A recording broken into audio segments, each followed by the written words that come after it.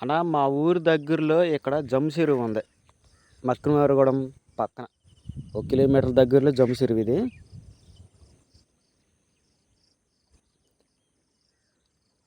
పది సంవత్సరాల క్రితం ఇంతకుముందు చెరువు మొత్తం నిండిపోయి ఉండేది. వర్షాకాలమైనా, ఎండాకాలమైనా, చలికాలమైనా, ఏ కాలమైనా.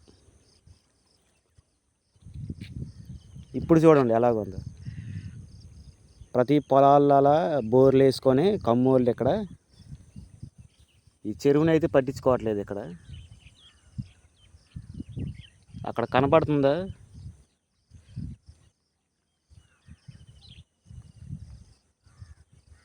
బైపాస్ అంటారు. మొత్తం గొయ్యిలాగా పడిపోయి చెరువులోకి గాడు కొట్టుకొచ్చి నీళ్ళు అన్నీ కూడా ఇక్కడ ఆకుకోకుండా వెళ్ళిపోతున్నాయి. ఇది చెరువు, ఇది జమ్ము చెరువు అంటారు. ఇంతకుముందు ఎంతో అందంగా ఉండేది. ఇప్పుడు చూడండి ఎలాగుందో.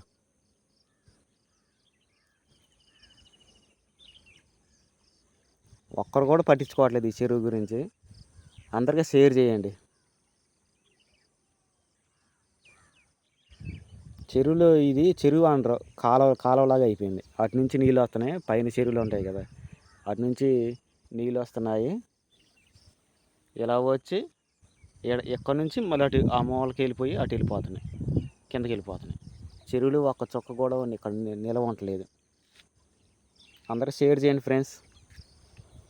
జమ్ము చెరువు ఇది. మక్కినవారిగూడెం 1 కిలోమీటర్ దగ్గరలో ఉంటుంది. జమ్ము చెరువు అంటారు. సప్తా కడితే కానీ నీళ్ళు ఆగుతాయి.